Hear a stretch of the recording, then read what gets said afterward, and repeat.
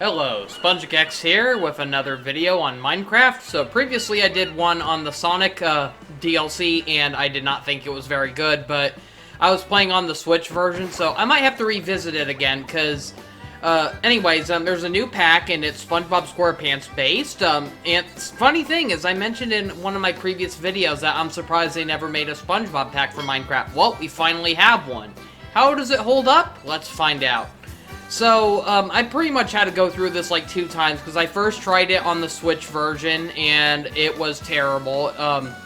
It ran a little better than the Sonic one, but that's still not saying much, because it took forever for everything to load, and so, I came up with a better solution. I realized that since I had it linked with my Microsoft account, I figured might as well just get it for Xbox, but luckily I didn't really have to buy the whole game. Instead, I resubscribed to Game Pass, and so, since Minecraft is a part of that, it's like, well, it pretty much is the exact same price as buying the game individually, so you get that and more, so I might as well just resubscribe. And so, I re-downloaded Minecraft onto my Xbox Series S, and, although I wasn't able to carry over any of my save files from the Switch version, I was at least able to transfer, the purchases I made since I had them linked with my Microsoft account, so I might have to go back and try the Sonic DLC later and see how that performs on the Xbox. It just sucks that I'd have to start the whole thing over like I did with this, but it's not a very long game, so it doesn't really matter. But the game broke on me on the Switch version to the point where it was unplayable. I beat all the tasks, and then it told me to talk to SpongeBob, but for some reason it wasn't letting me talk to him.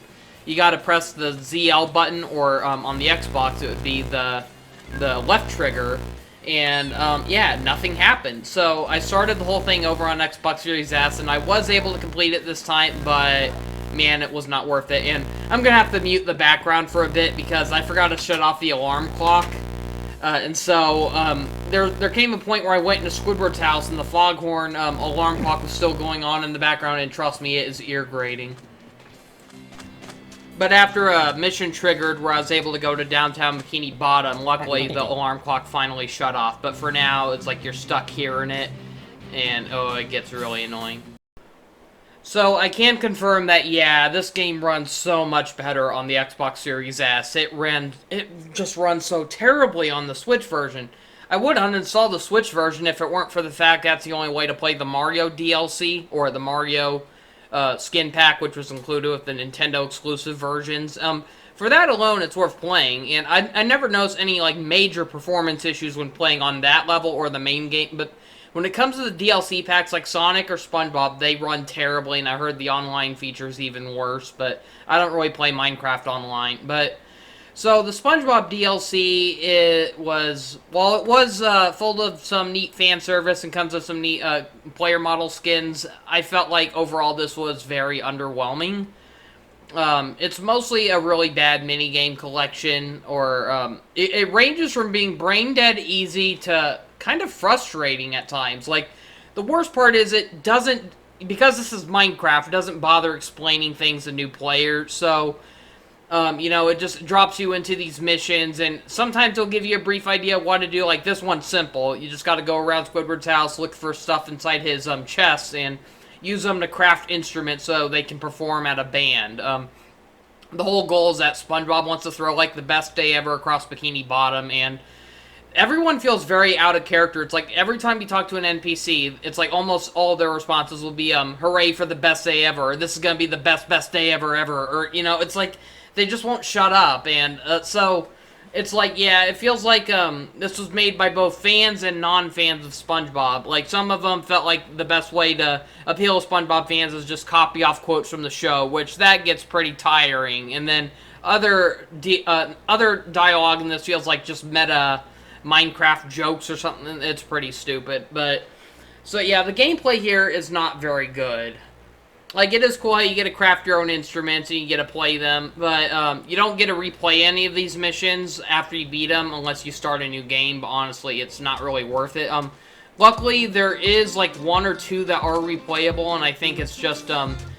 Krabs and Mrs. Puff's minigame, and I can at least say Mr. Krabs was the only one who had a somewhat playable minigame. It's nothing special, but I did kind of get a chuckle out of, like, the theme of it, but I'll get to that later. So pretty much this mission, after you craft the instruments, you just gotta run around Bikini Bottom and play instruments in front of NPCs until they are attracted to it, and it lures them to your concert, I guess. I don't know. And so, pretty much each minigame rewards you with like a little in-game cutscene.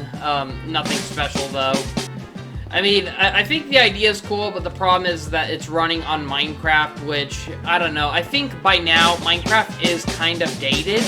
You think they would have made a sequel by now that, like, improves the controls and makes it a little easier for, like, newcomers to access without having to read, like, a wall of manuals. Like, I honestly wish Minecraft started with, like, a proper tutorial mode or something, I don't know, but... because, yeah, when I first played this on the Sonic video, like, everyone in the comments was roasting me for not knowing what I was doing. And it's like, hey, it's not my fault the game didn't do a proper job at teaching me how to play it. So, luckily by now I'm a little more accustomed to Minecraft compared to when I first played that Sonic video. So, even then, though, it was still kind of frustrating to figure out how to play this game at times because... You know, you're used to how you play regular Minecraft, and you're used to how they change up the controls a bit for the Sonic mode, and then, once again, you're in another completely different mode. It's like, why couldn't this have just been a duplicate of the gameplay of Minecraft, but with a Spongebob theme? No, they had to turn it into a completely different game, and, I'll even say it feels worse than a generic platformer in a way, because... it's just nothing but really annoying missions, and almost all of them play exactly the same, but I will at least say it runs a lot better in the Switch version. I remember, like, this part right here lagged terribly on the Switch version. Like, loading in all the people into the arena was a pain in the ass. So here, it loaded them in instantly, almost. But yeah, honestly, the only reason you're pretty much worth getting this pack for is just for the skins itself, and maybe the nostalgia. Otherwise, the gameplay was not worth going through. And it's honestly really broken at times. There's a big game-breaking moment that happens towards the end of this video, but we'll get to that when we get to that. But I pretty much had to turn on the creative tool in order to get out of a really bad spot, but... For some reason, after you beat this mission, it plays the song at the end of the Jellyfish Jam episode, which is kind of cool, but I honestly wish there was more music from the show in this game. There barely is any. It's like you just heard a little bit of the SpongeBob theme at the beginning when you were dropped into the world of Bikini Bottom, and then you have this music right here, and other than that, I can't really think of... Well, that and an instrumental version of The Best Day Ever plays after you beat the game. That's about it, but... So, yeah, I forgot to mention, yeah, I'm playing as Dr. Eggman for laughs. Originally, I was playing as Sandy when I was playing on the Switch version, but, I don't know, I thought I'd goof off and play as a Sonic character, and I just thought, it would be like a goofy-looking character to see in Bikini Bottom. I thought, okay, Eggman. So, I will admit, though, it is kind of fun to explore the world of Bikini Bottom in Minecraft. The problem is that, because you're playing in Minecraft, the gameplay is really slow. I think this would have been more fun if you actually got to run around at a faster speed, but, I mean, luckily you can hijack a boat. In downtown Bikini Bottom, you'll see a bunch of parked boats, and you can practically steal it to drive around, and it can even drive up, like, the slope. So, I'm guessing, if anything, the car is mostly a skin of, like, the horse. Or a modification of the horse from the regular Minecraft game. But even then, it still doesn't go much faster. It's still pretty sluggish because, once again, you're in Minecraft, so everything's going to be sluggish. But, so yeah, I do like how they recreated a lot of stuff, but once again, because this is Minecraft, you don't get to do a whole lot here. By default, you're not even allowed to craft or destroy anything. You are allowed to turn on creative mode, but when you do that, it breaks the game. Like, it turns off all the NPC interactions that can only be triggered when you have adventure mode activated. But otherwise, I did like how you actually do get to ride the mitten. That was kind of a funny little reference to the Glove World episode with the Fiery Fist of Pain. Roller Cowards, I think was its name. That was a good one. And so, yeah, it's cool how you have, like, a lot of these rides, like, recreated. But there are definitely some missing here. There's no Tunnel of Glove or anything, and... Whatever happened to Glove Universe? Remember how Glove World got closed down and made way for Glove Universe? And then it's like, with how recent SpongeBob's been trying to give off the illusion that it now has continuity, you think they would have remembered that at least. But yeah, that's why I can't stand modern SpongeBob. it's trying to act like there's continuity now, but then it's like there is, but not when there is. You know, it's like they can't make up their mind. It's really complicated. Back then, fans just accepted, okay, there's no continuity in SpongeBob, and now they're trying to act like, oh, there is, but there isn't. And it's like, what? So I don't know, like, since I've beaten the game now, I might as well just turn on creative mode and just modify the world. Like, it'd be kind of funny to kind of mess with SpongeBob's house and try to turn it into, like, a giant pineapple tower or something. I don't know, but I do like how there are a lot of NPCs in this based on characters from the show. It is funny to see even some really obscure characters recreated in the Minecraft style. Okay, this mission right here is really stupid. I'll just skip ahead. So basically, you're supposed to help these construction workers finish the construction of the Fiery Fist of Pain.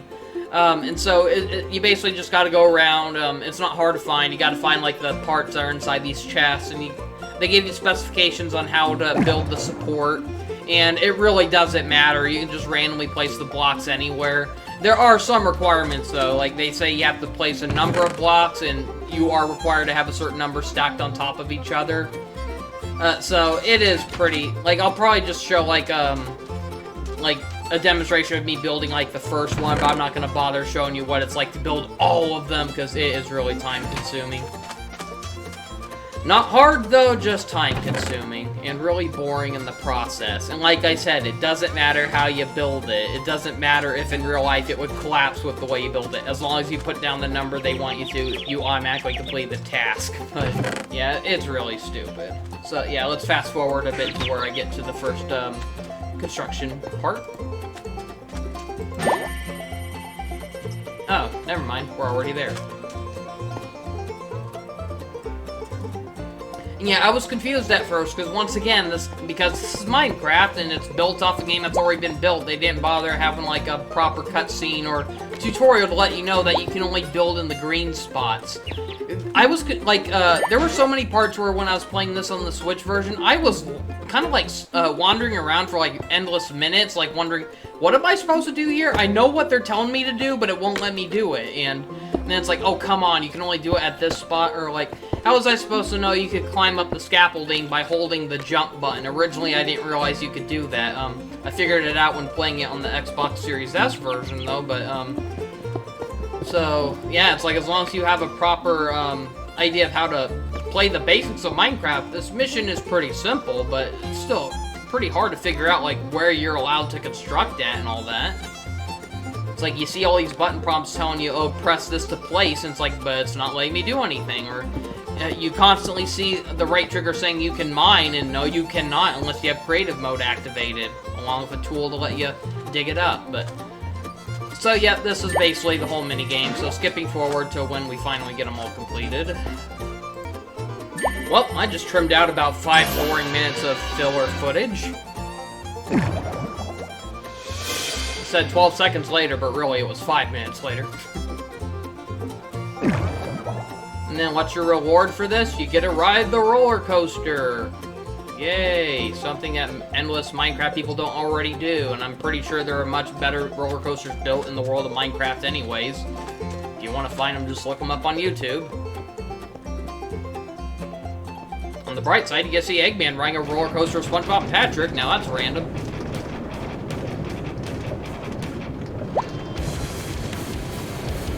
Otherwise, I will give them props, though. At least this is a big roller coaster. I mean, this is a pretty lengthy ride. Probably would have been cooler if this was, like, in virtual reality, but then again, the only virtual reality I have is PlayStation VR, and it sucks.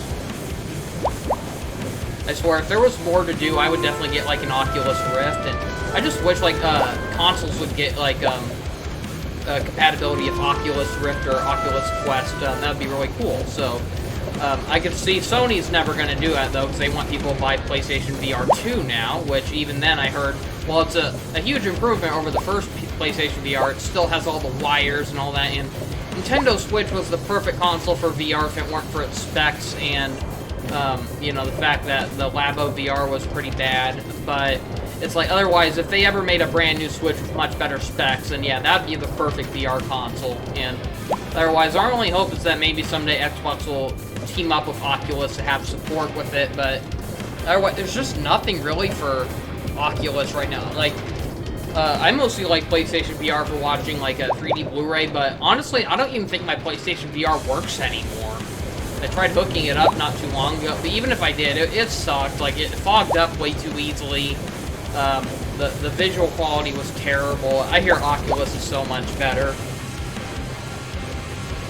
I really wanted to like PlayStation VR. It was nauseating, though, but it's nice to know that it wasn't just me, though. A lot of people had the same complaints, and there are people who said they used both Oculus versus PlayStation VR, and they said, yeah, PlayStation VR makes you nauseous, while Oculus is so much better, and it mainly has to do with, like, frame rate delay. The PlayStation one not only causes lower image quality, but it causes the game to lag, which can really help with the migraines, so... Okay, so up next is one of my least favorite missions in this game, and I was stuck on it when I played it on the Switch version, but both this and the Sandy's Rocket mission are the worst in the game. So here we have basically a dungeon puzzle-solving mission where you're basically on a rescue mission to save Plankton, but it turns out to be a trap. So Karen tells us that Plankton is trapped in the basement of the chum bucket, so we gotta go down and try to rescue him.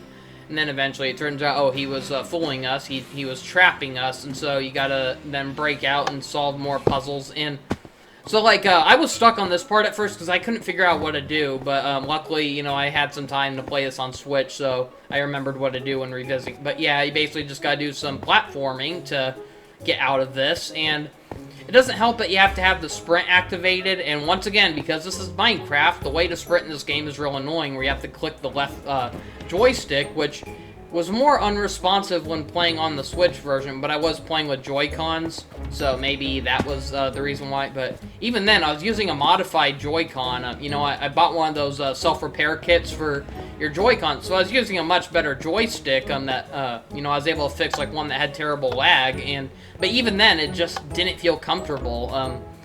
And so, luckily, I can say the sprint function feels a lot better when playing on an Xbox Series S controller, but still, it's still annoying, though. And so, yeah, this is kind of like a trial and error thing where some of these platforms here are dummies, like where if you jump on them, it'll break and you'll fall. So once you remember the pattern, it's not too hard, but once again, because this is Minecraft, the platforming is really bad.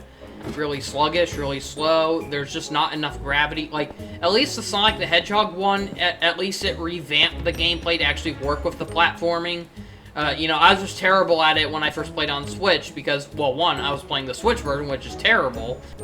And then not to mention that I wasn't too experienced with playing the regular game of Minecraft. You know, I didn't put hours into it before going into the Sonic mode, so I didn't realize, like, how to sprint or anything. And even then, it's still uncomfortable. I hate games where you have to... You know, I like games where you either get faster by pushing into sensitivity with the controller and gaining momentum, or I'd rather just hold a button to go a little faster. But, yeah, honestly, I think Minecraft would have been a better game if it had a little bit more of, like, movement sensitivity. But I get it. It's based on a game that originally started off on computer, and it expected you to use the direction buttons. But that's another reason why I don't really care for computer games very much. I like having flexibility with your controls. There are wrong ways to do flexibility in controls, though. But, so yeah, this is really tedious. You just gotta keep pulling all the levers until the cage breaks. Really tiring.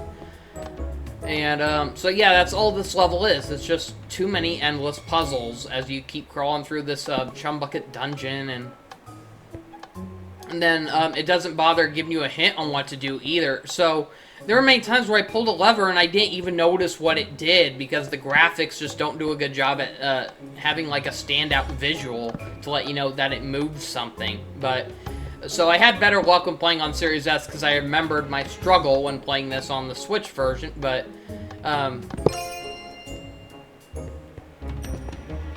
the only part that I still couldn't get through very well was the maze, which, oddly enough, I did better at the maze when I first played this level on the Switch version, but I got a little lost on it during this version, so I'll probably have to fast forward a bit. But so I kind of forgot what to do here, but apparently like every time you activate a switch, it causes one of these little windows to light up, and so you're supposed to run to the switch that has the light up window. And so unfortunately, I guess I didn't realize how to solve it when I played it on the Switch. I just kept running around till something happened. But Slowly, I was starting to figure it out here. A little too late, though, but...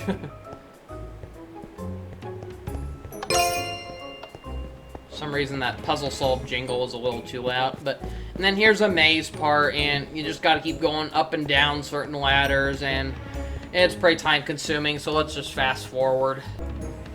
Well, I can't believe I'm saying this, but I honestly think I kind of like the Sonic DLC better, despite how unplayable it was on the Switch. I can at least say, at least when it was working, it was kind of fun. You know, it was basically just classic Sonic gameplay in 3D and with a blocky art style, but also you had multiple playable characters with unique abilities, and... So here, I mean, the novelty of teaming up with Spongebob is kind of fun. Like, I was not expecting us to actually have Spongebob accompany you on your journey. And that's also kind of a nuisance, especially during one point in the game, but I'll get to that later. So, yeah, this room right here, you're supposed to find all these little red blocks and push the buttons, and this was another part I got stuck on because I didn't realize there was one that was well hidden. And so, I can't remember how many are here altogether, 5 or 6, but the last one's, like, the hardest to find, and, it's, like, hidden, around a corner. But, I remember this one was kind of tricky at first. I kept messing up at getting it on the Switch, because, you know, it would have been easier if there wasn't that support beam in the way. But, so, the tricky one is over here. Yeah, it's like, I don't know how I missed that at first, but it's like, oh, come on, I wouldn't be surprised if so many people have trouble finding that one little one, because the others are pretty easy to see, and then one of them just happens to be hidden. And then this puzzle is really just, you gotta hit the buttons as fast as you can before they reset. So I was able to get that first try, but I messed up a few times on the Switch version because I didn't realize you had to press them under a limit. But this is the most annoying puzzle, actually. At first I was wondering what the heck is going on. You press all the buttons, and you notice, like, how these little levers will flicker at the bottom, but... So, eventually I realized, oh, you're supposed to try to push this block around, or so I thought.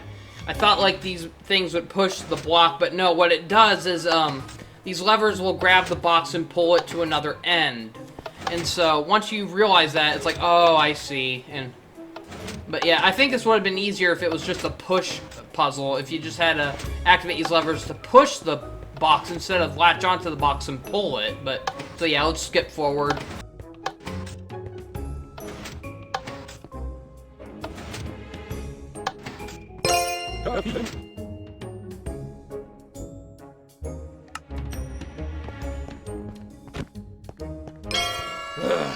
Even playing again, knowing what to do, that was still boring and painful to get through.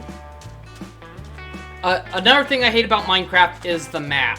I hate how you can only get it out by looking in first person by having the map equipped. It would have been so much easier if you could have had, like, a little map on the overlay, and then, like, you could have pressed the button to, look at it at a better view, but, it's so annoying in this, and it's hard to tell, like, what direction you need to head, because you're looking at the map and you think you gotta head in a certain direction, and then, you know, it would have helped if an arrow appeared in front of, like, your icon to let you know what direction you're heading on the map, but no, it doesn't do it. It just shows where you are, and it doesn't bother doing a good job where you're heading, but... So, yeah, you got Grandma SquarePants' house, but you can't go inside it. That sucks. Get used to that. There's so many buildings here where it's so cool that they built it, but you can't go inside.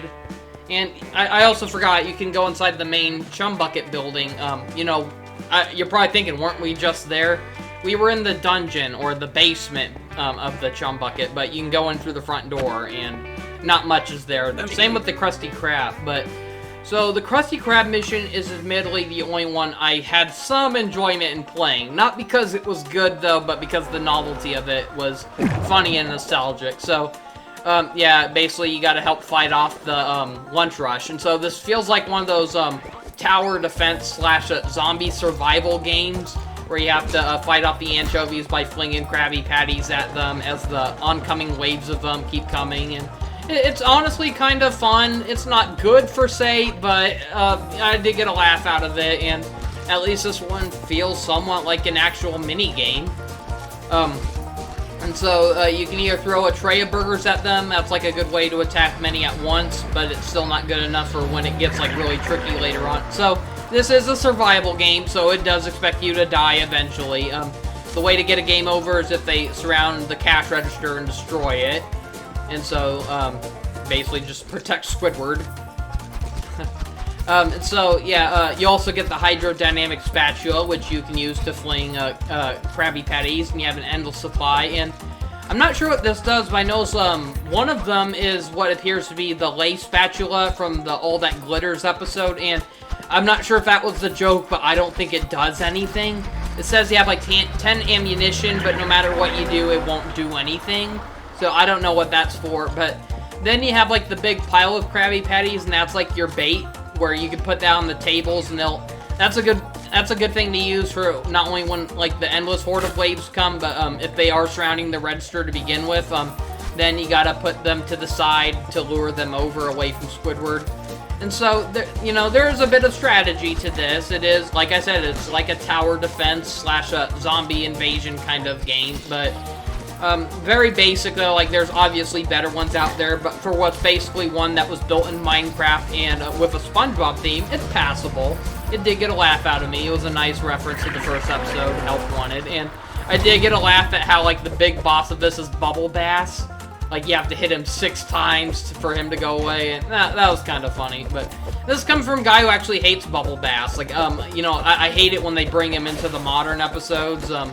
It's like Nickelodeon's so convinced that this is a character that people want, and no, he's just not interesting. But even then, I got a laugh out of that. Him being like the big boss of this was kind of funny.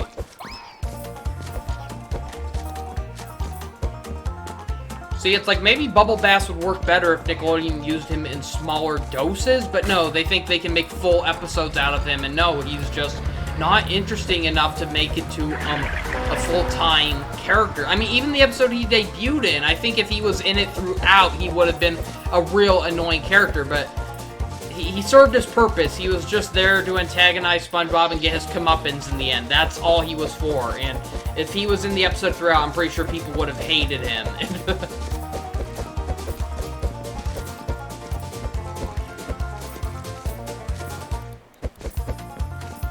But for all the Easter eggs that are in this, there's a lot that I was honestly expecting that were not in this. And so, you got some of the scenery in this game. Like, you got the kelp forest, you got rock bottom, you got jellyfish fields, downtown Bikini Bottom, Sandy's Tree Dome, some of the other characters' houses and all that. But other than that, it's like there's a lot missing, though. It's like, I'm surprised with how they push it nowadays with the nostalgia. I'm surprised Goofy Goobers isn't even a level. I'm trying to think, like, what else wasn't here. You think, like, they would have had the Flying Dutchman ship, and nope, that's not there. Or the graveyard from, like, the one Krab's Trash episode, that would have been kind of funny. But, and then even for the places that are here, it's like they didn't do enough to build on upon it. So, like, Goo Lagoon is here, and there's really not that much to it. Like I said, there were some attractions that were missing in the Glove World level, or some places are just, like, really badly placed. Like, there are definitely some... Downtown Bikini Bottom's the most noticeable for me. I noticed, like, there were a lot of buildings that didn't look like they should have been where they were placed, due to, like, what we've seen in other episodes.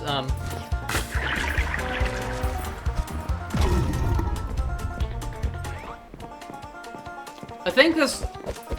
So, I'm not sure if, like, this mode actually does, like, record your high score, because I know it's, like, the closest thing you have to a score is the dollars you earn. And so, that means every, enemy you defeated or shoot away, that means that they paid as a satisfied customer, but...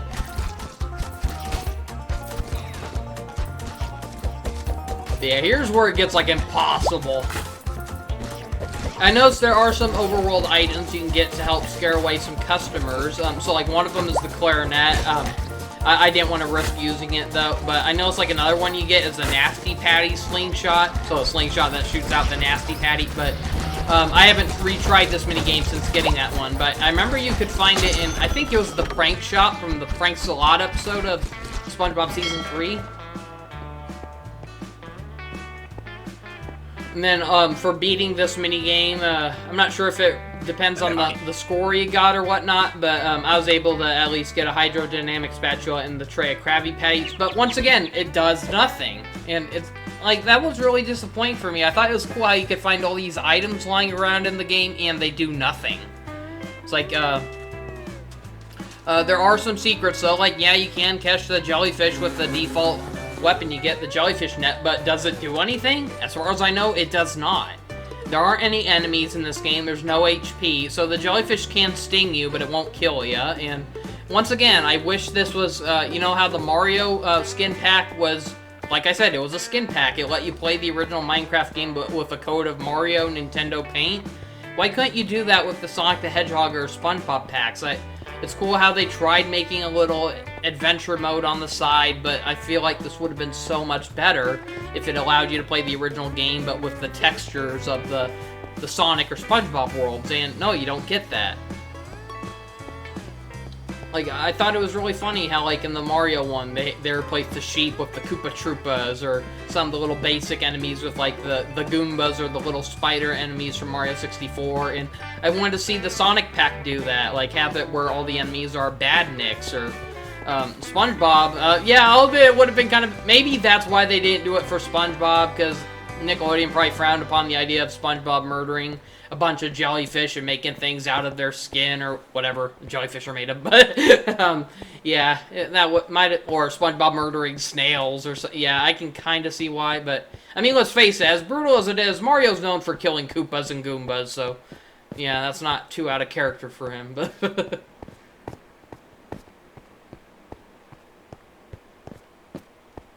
yeah, navigating this is a pain. Like I said, it doesn't give you a good sense of direction. You're looking at the map, and it doesn't let you know what direction you're heading, so just got to keep wandering around until it looks like you're heading in the right direction. But so Sandy's Tree Dome, there isn't a whole lot here. Once again, you can't go inside the tree per se, but you can go inside the dome. There's nothing to do. So honestly, like, the overworld of this would probably be more fun for if you just want to do multiplayer online chat or something. You just want to goof around in, like, a Second Life with friends. But for single players, there's nothing to do, unfortunately. This is just like a giant glorified chat room. And the missions they did make for single player just weren't worth it. And not to mention, this is like $10 worth of DLC. It costs, like, I think, like 1,300, Minecraft coins, which can equal up to like $10 in real-life cash, so I forgot to mention, the voice clips the characters make in this are really weird. The only one who sounds like somewhat accurate is Gary, because he meows like a cat. But so the Sandy's Rocket mission is really stupid. You gotta pull off you just gotta keep, like, trying to solve these really stupid puzzles, and they don't even give you a good idea of what they're supposed to do. All you know is that you gotta try to get, like, all these wires to connect to, the big rocket itself, but it doesn't bother telling you, like, what order you need to do for some of this stuff, or... So, like, this one took me forever to solve on the Switch, and, luckily I remember what I do. You just gotta keep running back and forth on these until this triggers. How is anyone supposed to figure that out? I kept jumping onto them one after the other, wondering, like, what's going on, and I didn't realize you had to run back and forth between them. I kept wandering around, wondering, like, there's some hidden switch or something, and this one's really tedious. I'm not even sure what order it is, but it's like you gotta pull the lever, then you gotta press, like, the buttons in a certain order, like, going from, like, top left, bottom right, and, you know, rinse and repeat. And so, every time you pull that lever, it drops like a block, and then you gotta keep pressing those buttons and push it along to the end. It's a real repetitive process.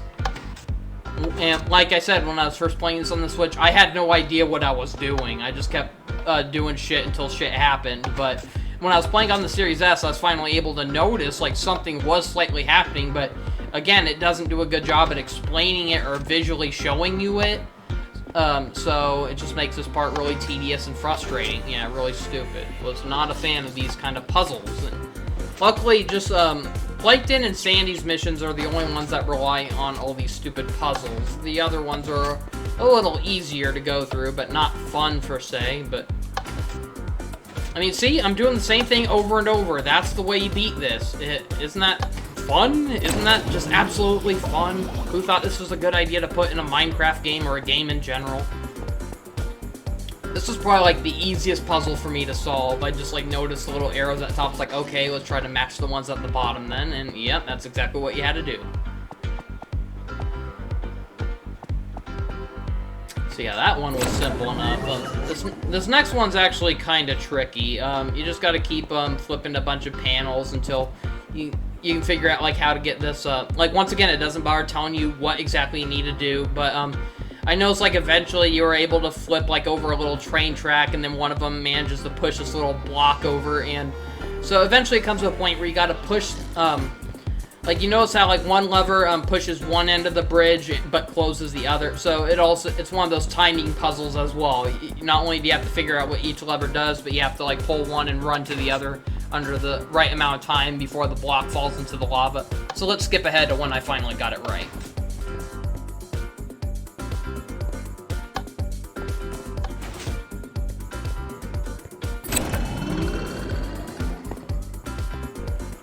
Okay, we finally got all the parts, so what's our reward for doing all this? We just get to watch Sandy's rocket slowly take off. Yippee! What fun.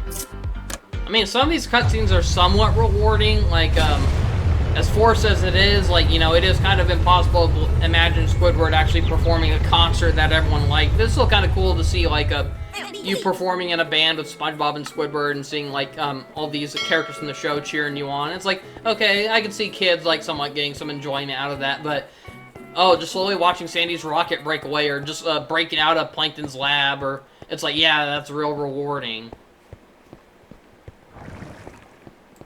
Okay, so now we're at downtown Bikini Bottom, and so this place has some neat things, but I felt like the placement for a lot of this was really wrong. So, for one, it's like right here, it's kind of cool how they have both Weenie Hut Juniors and the Salty Spittoon, but why isn't this at Goo Lagoon? Wasn't this part of Goo Lagoon? Why is it in downtown Bikini Bottom? And also, what happened to Super Weenie Hut Juniors? We just have Weenie Hut Juniors, and there's no Super Weenie Hut Juniors right next to it. I don't get that. That's weird, but...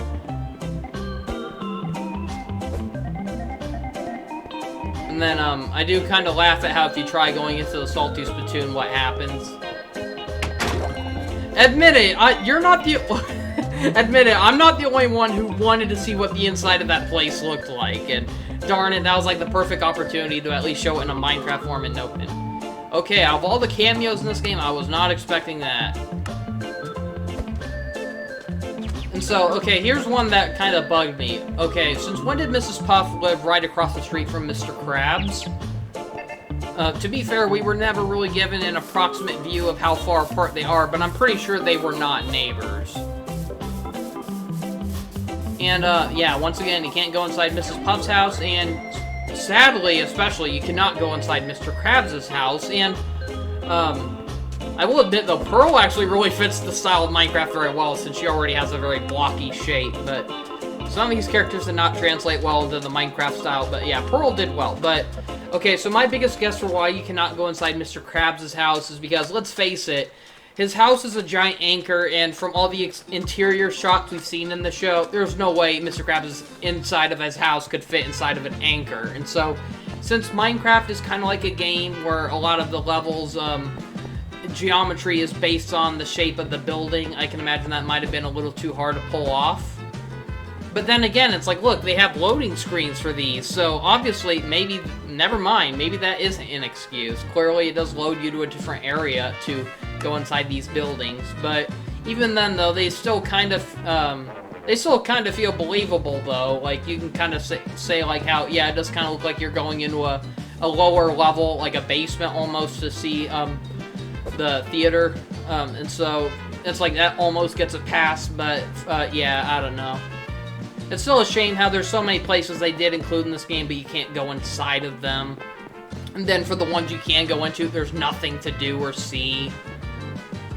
It's like some rooms will have like interactive objects or like some funny little Easter eggs, but not enough. I mean, like, I hate to say how that Sonic the Hedgehog one had much more fan service, and that was just in the main menu hub. You're in that hub that looked like Tails' workshop, and you had, like, all these little props from different Sonic games and, licenses, like, hidden in the background. That was cool, and I wish this had more of that. It's like, yeah, it has the locations from SpongeBob, but there's not enough of, like, the characters or items from the show hidden in the background. Like, you think they would have hid, like, the magic conch shell somewhere in, like, SpongeBob's house, but nope, yeah, I don't know.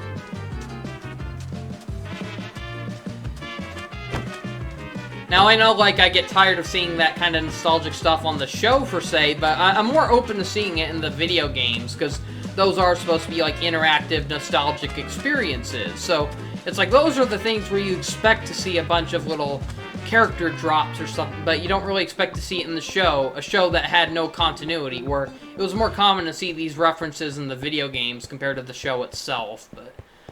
And so you do have the bargain mart, and so yeah, I didn't realize this when I played it on the Switch, but yes, you can hijack the boats, and it would have been cooler if they were actually faster. On the bright side, it allows you to go up the sloped areas without having to jump or anything, but that's another thing that kind of bugs me about this. I noticed there were just way too many blocky cliffs in this. I know it's Minecraft, but this is the world of SpongeBob. Like, SpongeBob, like, it didn't look like the town of Bikini Bottom was set high on top of a cliff or something, and so, or like, for instance, the kelp forest, like, it's like practically deep underground in this game. You gotta go like down like all these little blocky, stairs and all that to get to the kelp forest, and I forgot to include that in this video, but trust me, you're not missing out on anything. I explored like the whole thing when playing on the Switch, and I couldn't find a single thing.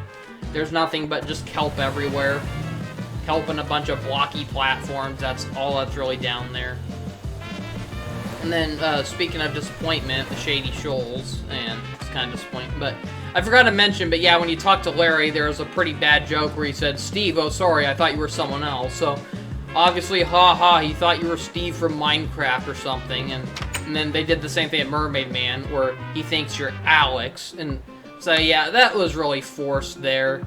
They should have just tried to confine this to the world of SpongeBob instead. They tried to throw in some meta humor, or like there, he flat out said, "Don't be a creeper." Ha ha. Well, joke's on you, Barnacle Boy. You're in the world of SpongeBob. Practically everyone's a creeper.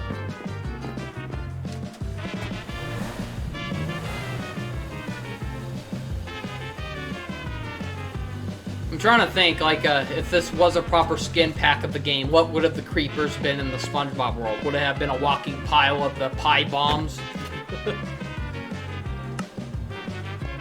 So here's where you get the Nasty Patty slingshot.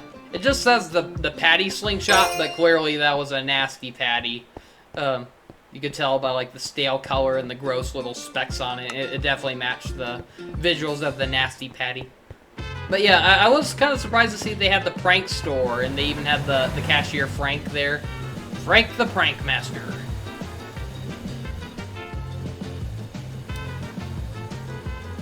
I was surprised they didn't include the Sea Needle. I mean, even Battle for Bikini Bottom included that, but... So here's where the last minigame is, and it's boating school, or basically just a race, and... So while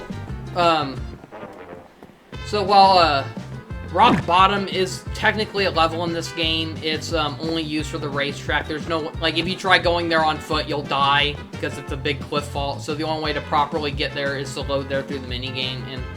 So it is kind of cool. You can go inside the boating school, but darn it, it's like, oh, they don't have the good noodle board, or they don't have, like, the version of it you saw in episodes like The Bully, or New Student Starfish, where it looked more like a traditional school of, like, the hallways with the lockers and all that. I was kind of hoping you would see that, but no.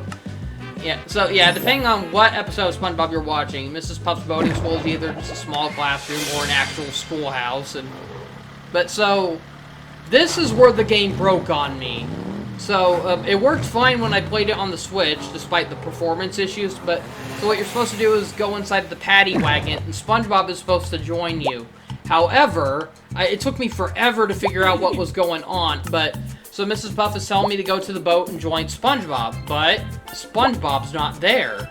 And eventually, after wandering around forever, I found SpongeBob, and you're never gonna guess where he was. Somehow when this level loaded, he got trapped inside of the benches that the audience is sitting at, and there was no way of getting him out. So SpongeBob's like he's programmed to try to run towards the paddy wagon to get the minigame started, but he's stuck. And if you look closely, you can kind of see him there. Like, you could kind of see like his edges bursting out, but it looked so dark that you couldn't tell that was him, but... Like I said, I kept wandering around wondering what is going on until eventually I figured it out. And so, this was like earlier in the video I was mentioning how there's a part that like broke the game. This is it. I almost thought like I was gonna have to start a new save file again. I just couldn't figure out what I was doing wrong. But after countless minutes of like just kind of stressing out, I kept messing around with the settings, so I was able to activate the creative mode. And so I was able to equip a shovel, and I broke SpongeBob out. However, if for any reason this does happen to you and you do have to break SpongeBob out, make sure you turn adventure mode back on in the settings right after. Otherwise, you're going to get like a little error. It'll prevent you from going forward. But luckily, I was able to fix it even after beating this minigame. But so that's a good news. So yeah, Alaska Bullworm makes an obstacle cameo there, along with one of the little sea creatures from, not little, but one of the long sea creatures from the SpongeBob movie in the Monster Trench. Comes out like right here. And so I wish I could say I wanted to like this, but the controls are terrible. I mean, the theme of it is really cool. You're racing a bunch of mostly SpongeBob villains, with the exception of Mermaid Man and Barnacle Boy, and even Doodle Bob is here for some reason. But like, I kind of like the creativity here. Like, I like the Flying Dutchman racing in his ship. The Dirty Bubble riding on like wheel bubbles, supposedly. You even have Man right here. And Doodle Bob was like definitely the most random, and he's possibly in a hand-drawn boat. You can't tell because of how blocky the graphics are, but Mermaid Man, Barnacle Boy, and the Invisible Boatmobile is pretty funny. But and so yeah, and then obviously you're in the paddy wagon with SpongeBob in the passenger seat. It's like, that's fun, but the controls are terrible here. I mean, I do, keep in mind, I do have the sprint activated, but it's like every time you turn, it slows down, and you have to like swerve the camera to help make these turns better. And usually I like games that give you control of the camera to make like turns and all that, but not when the controls itself are so sluggish. I have more fun like driving the Warthogs with these kind of controls than the Halo games compared to this. But to be fair, in Halo they go a little faster. They're still not like incredibly fast, but they're better than this sluggish mess. It's like this could have been good, but like I said many times in this video, because it's Minecraft, it's not very good.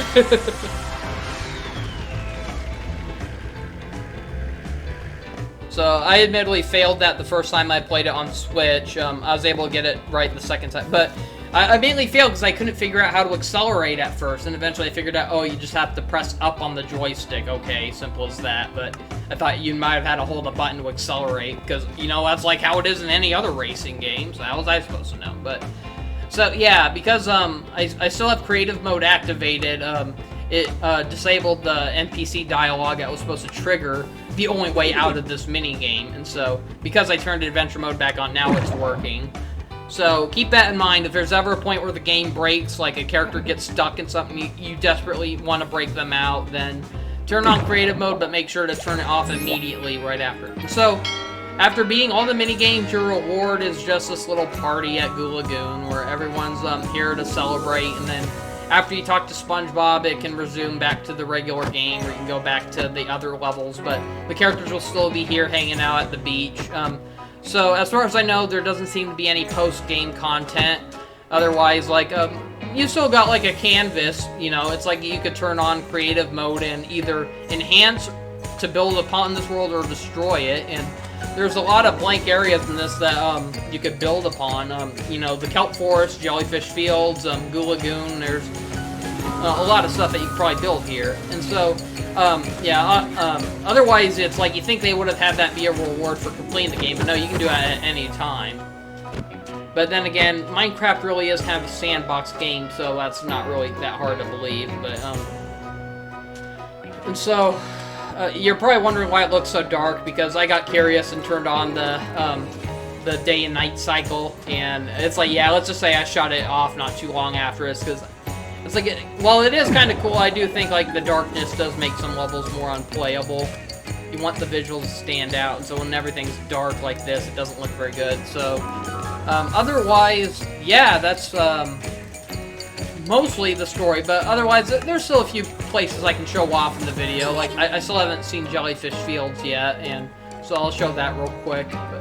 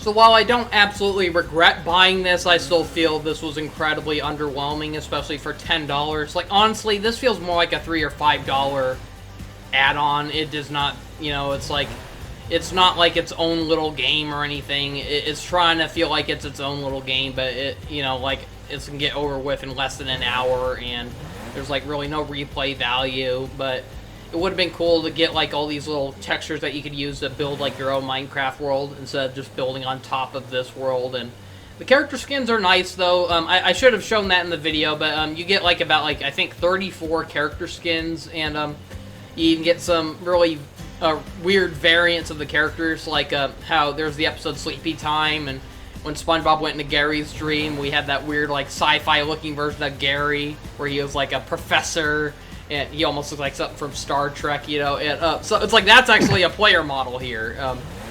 There are some that are missing, though. It's like for, you know, they have, like, all these weird variants. Like, you got SpongeBob, Squidward, and Mr. Krabs in their cuddly crab outfits, but then it's like, okay, you don't have, Sandy in her bikini or anything. You don't have, oh, like, let me think, you don't have, like, the IJLSA with, like, you know, the Quickster, Captain Magma and all that. You got none of that, so that's kind of unfortunate. And so, it's like, it's cool what they do include, but then what they don't include, it's kind of questionable. It's like, okay, they included this obscure reference, but not this one, or how come you don't have, like, SpongeBob in his Band Geeks outfit, or, it's like, oh, come on. There's a lot that you think they would have included for what was supposed to be, like, a nostalgic pandering add-on, and, for what's supposed to be nostalgic pandering, there is a lot missing in this, and I mean, who knows? Maybe someday it'll get an update.